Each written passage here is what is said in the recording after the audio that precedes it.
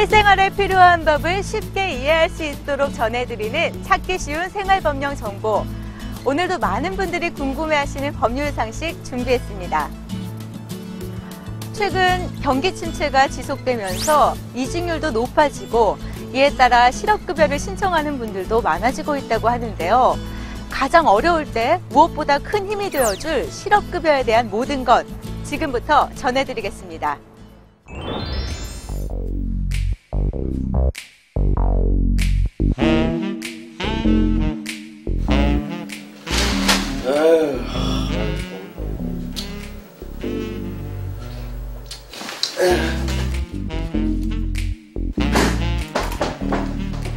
이게 무슨 소리야? 회사 그만뒀다고?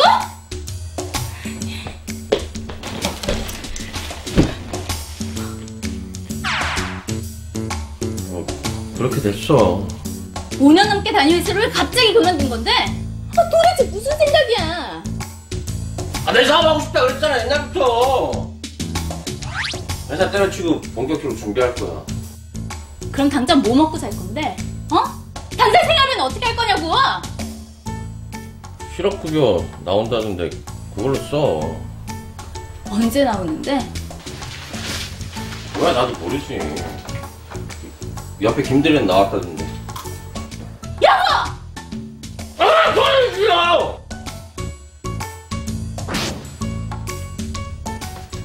뭘 잘했다고 큰 소리야?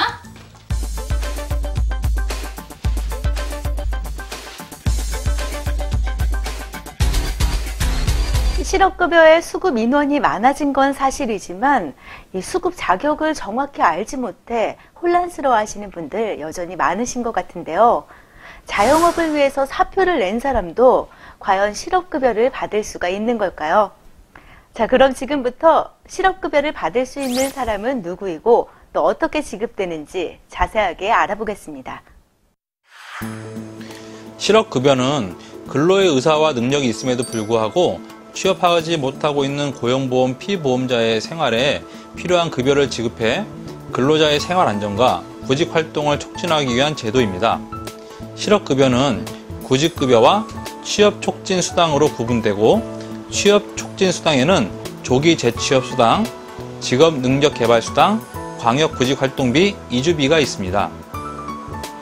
구직급여는 이직한 피보험자가 이직일 전 18개월간 피보험 단위기간이 통산 180일 이상인 경우로서 근로의사와 능력이 있음에도 불구하고 취업하지 못한 경우에 재취업을 위한 노력을 적극적으로 할 것을 요건으로 해서 지급받을 수가 있습니다.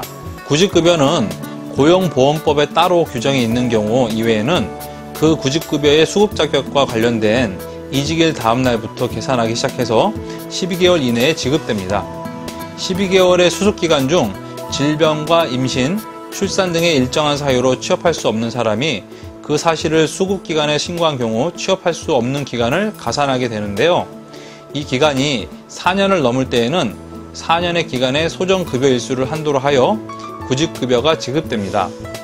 이때 구직급여의 수급 일수는 피보험기간, 이직 당시의 연령, 장애 여부에 따라 달라집니다. 구직급여를 지급하지 않는 7일간의 대기기간이 끝난 다음 날부터 계산하기 시작해서 90일부터 최장 240일까지 지급됩니다. 구직급여 일액은 기초일액을 기본으로 산정됩니다. 기초일액의 상한은 8만 원을 초과할 수 없습니다. 한편 직장을 떠나게 되었다고 해서 반드시 실업급여를 받을 수 있는 것은 아닙니다. 이직 사유에 따라 자격에 제한이 있습니다. 우선 중대한 귀책 사유로 해고된 피보험자로서 형법 또는 직무와 관련된 법률을 위반하여 금고 이상의 형을 선고받은 경우에는 실업급여를 받을 수 없습니다. 또한 사업에 막대한 지장을 초래하거나 재산상 손해를 끼친 경우로서 납품업체로부터 금품이나 향응을 받고 불량품을 납품받아 생산에 차질을 가져온 경우, 사업의 기밀이나 그 밖의 정보를 경쟁관계에 있는 다른 사업자에게 제공한 경우에도 실업급여를 받지 못합니다. 또한 정당한 사유 없이 근로계약 또는 취업규칙 등을 위반하여 장기간 무단결근한 경우에도 받을 수 없습니다. 근로자 스스로 자기 사정으로 이직한 경우에도 원칙적으로 실업급여를 받을 수가 없습니다. 예를 들어 자영업을 하기 위해서 이직한 경우가 여기에 해당합니다. 다만 스스로 이직했다고 하더라도 정당한 사유가 있는 경우에는 실업급여를 받을 수가 있습니다. 실제 근로조건이 채용 시 제시된 근로조건이나 채용 후 일반적으로 적용받던 근로조건보다 낮아지게 된 경우나 상당 기간 임금체불이 있는 등 고용조건이 악화된 경우가 정당한 사유에 해당합니다. 또한 사업장에서 종교, 성별, 신체장애, 노조활동 등을 이유로 불합리한 차별을 받은 경우, 사업장에서 본인의 의사에 반하여 성희롱, 성폭력, 그 밖에 성적인 괴롭힘을 당한 경우 등도 여기에 포함됩니다. 그리고 사업의 양도, 인수, 합병 등이 있어서 사업주로부터 퇴직을 권고받거나 인원 감축이 불가피해서 고용 조정 계획에 따라 실시하는 퇴직 희망자의 모집으로 이직하는 경우에도 실업급여를 받을 수 있습니다. 방금 전에 등장한 사례는 자영업을 하기 위해서 자기 사정에 따라 스스로 이직한 경우이기 때문에 원칙적으로 실업급여를 받을 수 없습니다. 하지만 이때에도 말씀드린 대로 직장 생활을 계속하기 어려운 사정이 있는 등 법에 정한 정당한 사유에 해당하는 경우에는 실업급여를 받을 수 있습니다. 실업급여란 근로의 의사와 능력이 있음에도 불구하고 취업하지 못한 상태에 있는 피보험자에게 생활에 필요한 급여를 실시해 근로자의 생활 안정과 구직 활동을 촉진하기 위한 제도입니다. 실업급여의 종류는 구직급여와 취업촉진 수당으로 구분됩니다. 구직급여는 회사를 그만둔 피보험자가 이직일 이전 18개월간 피보험 단위기간이 180일 이상인 경우 근로의사와 능력이 있음에도 불구하고 취업하지 못하고 있다면 재취업을 위한 노력을 적극적으로 할 것을 요건으로 지급됩니다. 구직급여의 수급기간은 근로자가 회사를 그만둔 다음 날부터 계산하기 시작해 12개월 내에 지급되며 구직급여를 지급받을 수 있는 날인 소정급여일수는 피보험 기간과 연령에 따라 90일부터 240일까지로 구분됩니다. 네, 실업급여에 대해서 이해하기 쉽게 설명을 들어봤습니다. 어떠신가요? 이해가 좀 되시나요? 하지만 실업급여를 직접 신청해야 하시는 분들은 여전히 궁금한 사항이 많으실 것 같은데요. 그래서 이번에는요, 직접 시민들에게 질문을 들어봤습니다. 제가 요즘 몸이 안 좋아서 한 3달 정도 쉬다가 이직을 하게 됐는데 제가 쉰 3달 동안에 대한 실업급여가 그걸 받을 수 있는지. 제가 9월달에 일 그만둬갖고 저번 달에 신청을 했어요. 이런 실업급여를요. 근데 제가 지금 친구를 때문에 잠깐 지금 일을 도와주고 있거든요.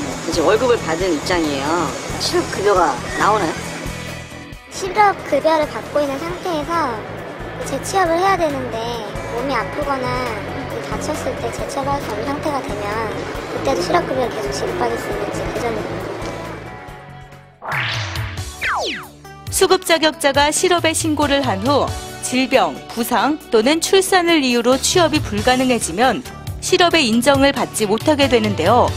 이때 수급 자격자의 청구에 의해 구직급여 일액에 해당하는 금액을 상병급여로 대신해 지급받을 수 있습니다.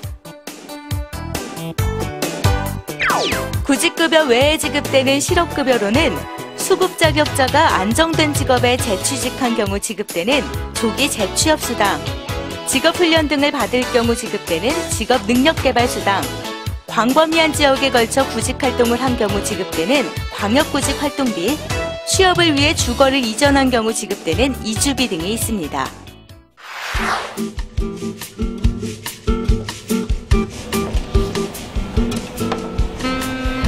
마셔. 회사 그만두더니 여기서 일하는 거야? 당분간 알바나 하면서 좀 쉬려고. 이력서 쓰기도 귀찮고. 아르바이트 생활이 돼? 실업급여에 아르바이트까지 하면 꽤 괜찮은 것 같아.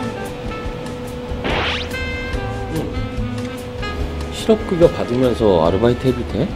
어? 왜? 실업급여 구직 활동하는 사람들을 위해서 주는 거 아닌가? 그래서 중간에 한 번씩 갔다 오잖아.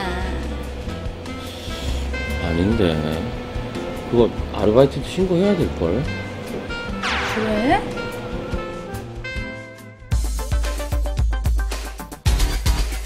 네, 실업급여란 근로자의 구직활동을 촉진하기 위해서 지급되는 돈입니다. 그렇기 때문에 실업급여를 받는 사람은 반드시 재취업을 위한 노력을 해야 하는데요.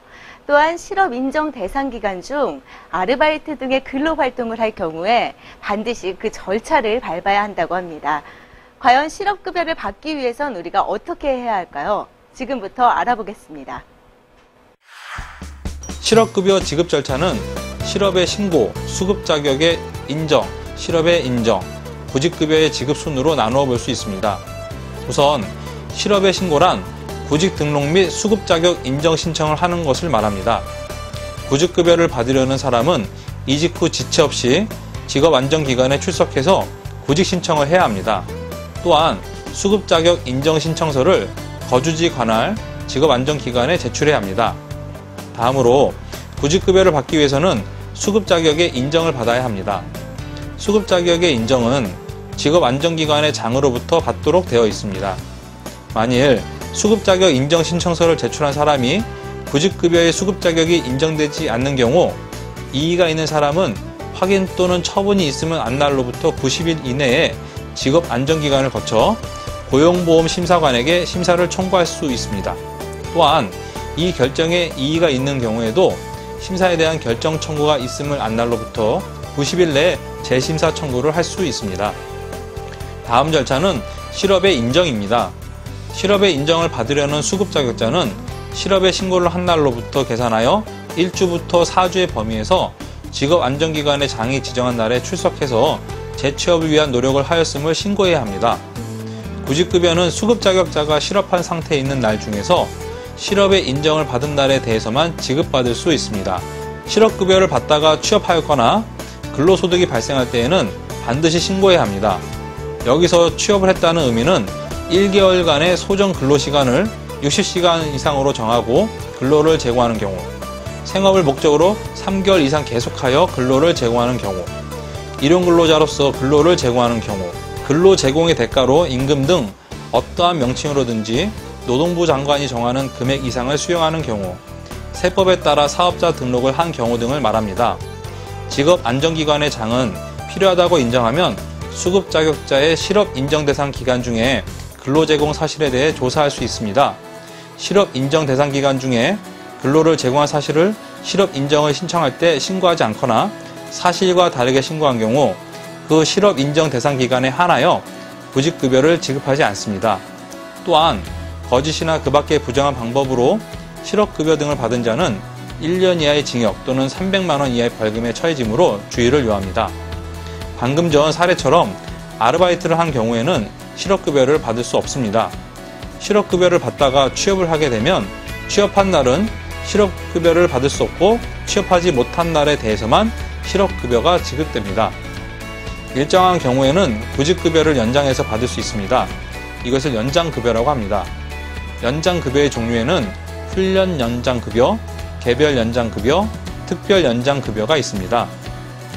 훈련 연장급여란 직업안정기관의 장이 직업능력개발 훈련 등을 받도록 지시한 경우에 수급 자격자가 그 직업능력개발 훈련 등을 받는 기간 중 실업의 인정을 받은 날에 대하여 소정의 급여일수를 초과하여 지급할 수 있는 구직급여를 말합니다. 개별 연장급여란 직업안정기관의 장이 취업이 특히 곤란하고 생활이 어려운 수급 자격자로서 일정한 요건에 해당하는 자에게 실업의 인정을 받은 날에 대해 소정 급여일수를 초과하여 지급할 수 있는 연장 구직급여를 말합니다. 특별 연장급여란 노동부 장관이 실업의 급증 등 일정한 사유가 발생한 경우에 60일 범위에서 수급 자격자가 실업의 인정을 받은 날에 대해서 소정 급여일수를 초과하여 지급할 수 있는 연장된 구직급여를 말합니다. 실업급여에 대해 더욱 자세한 사항을 알고 싶으시다면 법제처 홈페이지에 찾기 쉬운 생활법령을 참조하시기 바랍니다. 구직급여의 지급 절차는 실업의 신고, 수급 자격의 인정, 실업의 인정, 구직급여의 지급으로 나눠볼 수가 있습니다. 실업을 신고한 수급 자격자는 1주에서 4주 이내에 재취업을 위한 노력을 했음을 직업안정기관의 장으로부터 인정받아야 하며 그 기간 중 근로를 제공한 경우에는 반드시 직업안정기관의 장에게 신고해야 합니다. 연장급여란 구직급여를 연장해 받을 수 있는 것으로 직업안정기관의 직업능력개발훈련 등을 받도록 지시한 경우, 취업이 곤란하고 생활이 어렵다고 취업인정기관의 장이 인정한 경우, 그리고 실업의 급증 등 일정한 사유가 발생한 경우 지급됩니다. 1996년 실업급여가 지급되기 시작한 이후 2009년 처음으로 실업급여 수급자 수가 100만 명을 넘어섰다고 합니다. 실업급여 수급자 수가 이렇게 많아졌다는 것은 그만큼 실직자 수가 많아졌다는 이야기인 것 같아서 그리 좋지만은 않은 소식인 것 같은데요. 하루빨리 대한민국에 좋은 일자리가 많이 창출돼서 실업급여 수급자보다 취업자가 더 많아졌으면 좋겠네요. 찾기 쉬운 생활법령 정보, 오늘 준비한 소식 여기까지입니다. 다음 이 시간에는 더 알찬 정보와 함께 찾아오겠습니다.